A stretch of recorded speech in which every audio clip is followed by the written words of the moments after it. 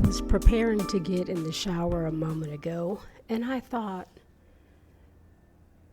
you cannot have hard conversations if you do not have a foundation of communicating.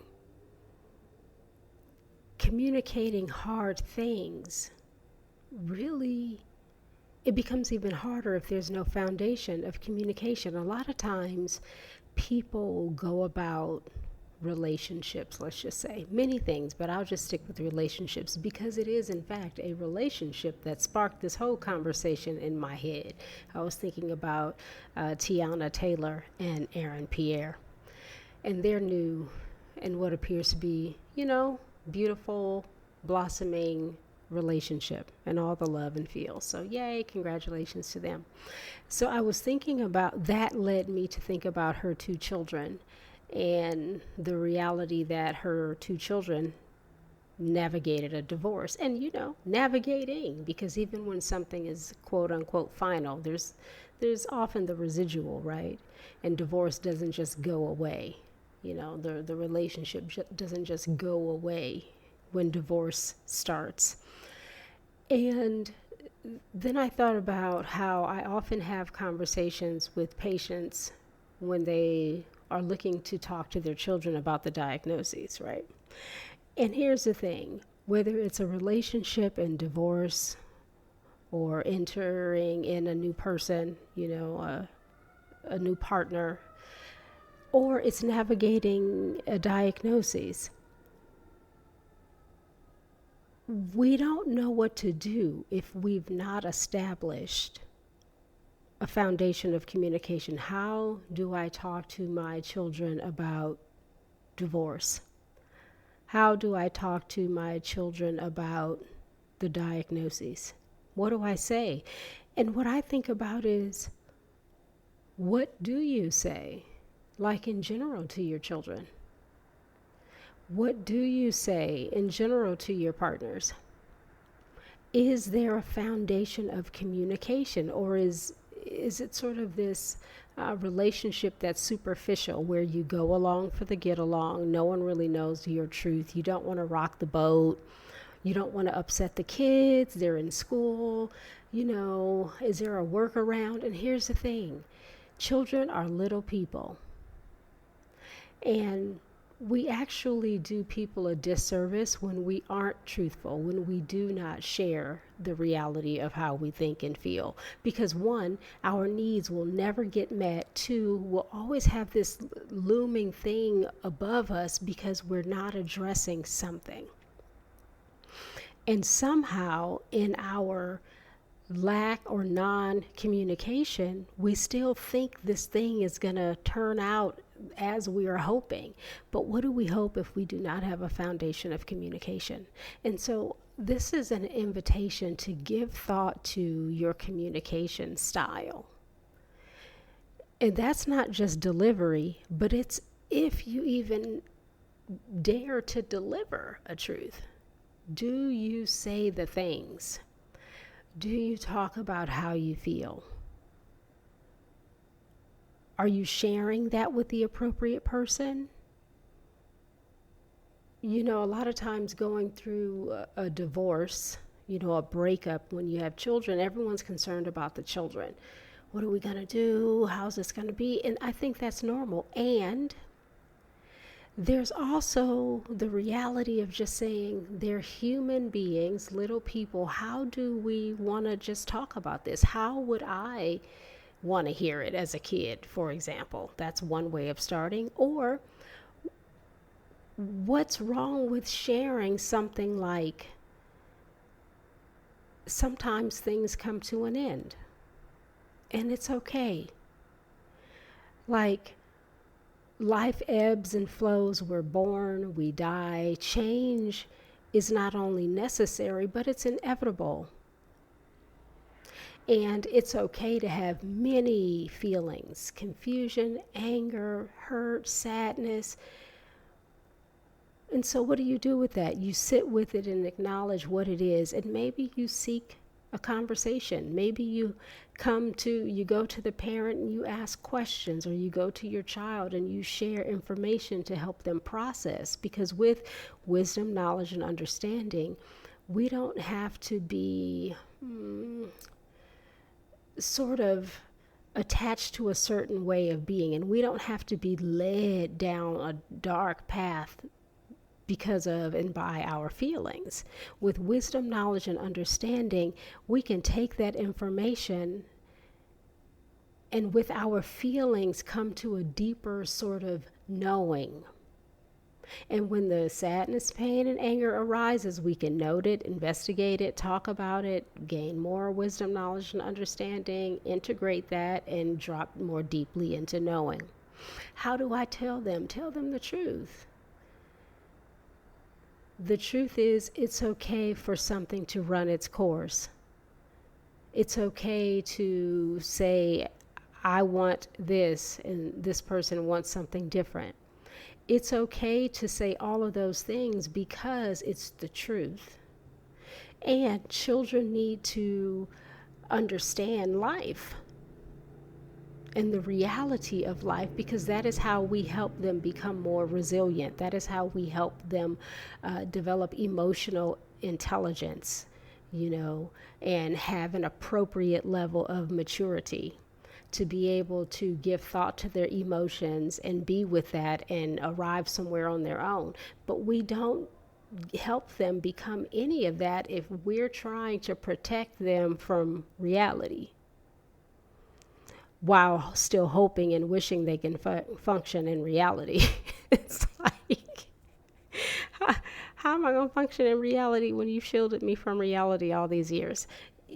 It's okay to say, this isn't about you, right? Even to a child. Because it's a conversation, and letting them even hear, this isn't about me. Oh, okay, well, tell me more. Let me explain this to you in relationships, so that one day, when you find yourself in a relationship, if that is what you choose, because hey, people are different. If you find yourself in a relationship, I would want you to leave that relationship if it wasn't your truth, whether you had children or not. I wouldn't want you to have learned that having staying power is the end all be all, that you will not access your full happiness and joy and life experience because you chose to stay for the children, or for what you've built together, or for, what all of the reasons. Of course, if there's some dangerous situation, access your wisdom, knowledge, and understanding, and don't just listen to Keziah. She told me to leave, and now, no, but yes. And so even with the diagnoses, how do I tell them? Well, what would you tell me? What's important for them to know? What are you afraid of? Because children know how to hear things, pace themselves. When they've had enough, they can sort of say they've had enough, in the same way that a toddler can close his or her mouth, or let's throw in all the pronouns, everybody's mouths. They can close their mouths and turn their heads when they don't want anymore. They're done. And so children know how to monitor that even within themselves. Adolescents, smaller kids, they know how to come back around and ask, as long as you leave the door open, which takes me back to the foundation of communication and whether or not we have it. Because if we don't have a foundation of communication, we are not going to be great at communicating, and we are likely going to cause a lot more confusion when there could be clarity. And we might take that same lack of communication foundation to the next relationship, the next situation, the next job, the next this, fill in the blank, the next. Or we put it off because we're afraid.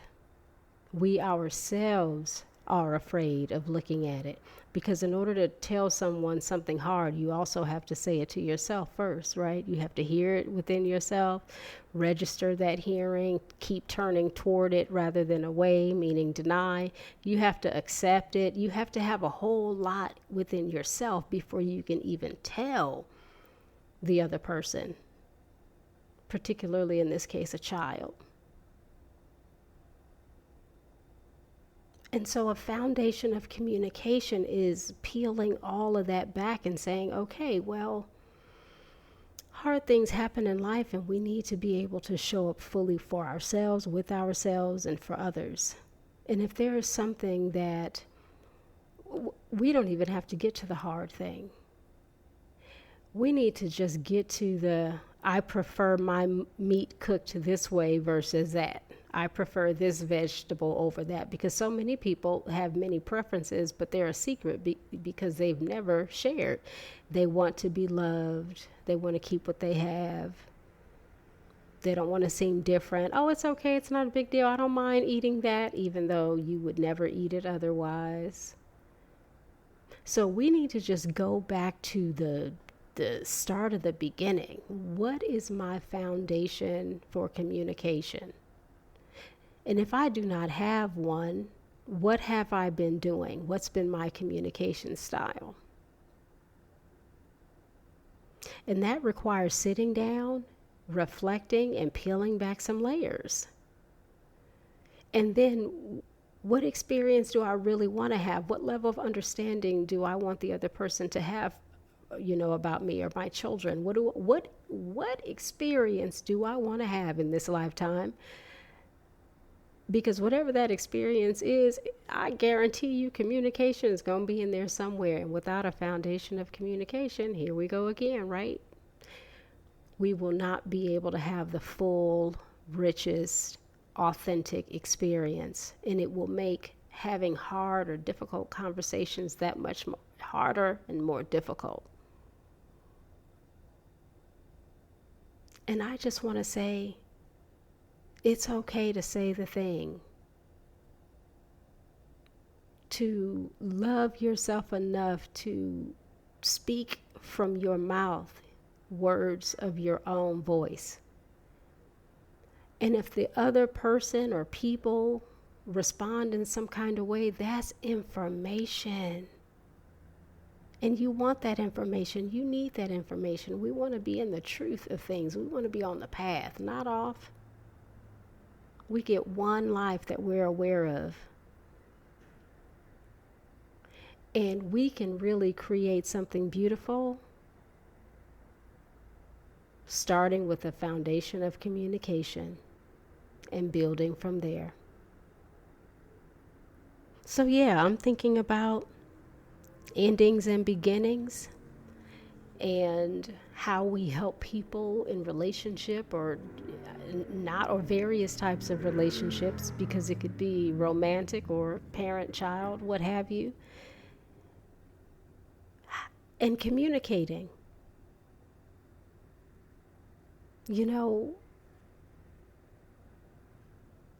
Just thinking about this, and I'm pausing because I'm like, this is so big, just giving thought to all of these things, and how we start and how we end, what we're doing in between, what we're saying or not, who knows us truly or not, what we value or not, how we make ourselves smaller to keep, the struggle it requires to leave.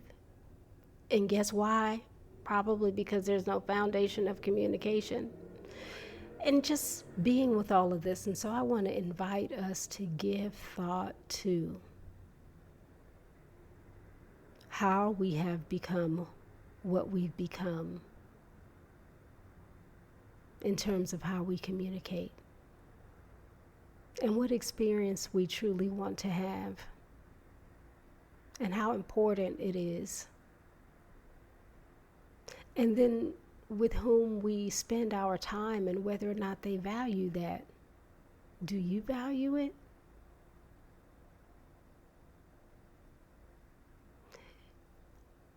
Because when I think about things that I value, most everything, right? It requires communication. So if I value something and I've not communicated that I value it, then perhaps I need to look at whether or not I value that. Maybe I'm in a situation where, you know, that's painful. It's always something right there because you value something and no one knows about it. And then you're just carrying the weight of being compromised within yourself because you know you value it, but you haven't said anything because you don't want to upset the apple cart. And the reality that you're at the end of what happens when we don't communicate things. Disappointed, frustrated. Our needs aren't getting met, so we're carrying all of that. Yes, this is an invitation to look closer and to perhaps make some different choices and to celebrate good times. Come on. If you are on the path of already navigating from your foundation of communication and things are great, good on you. Good on you. And yes, please, more of that, right? So, thank you for lending me your ear once again. I appreciate you and your time, your willingness to be here. And please, rate the show, leave a comment. I want to be in communication and connection. That's important to me. Yeah. So thank you.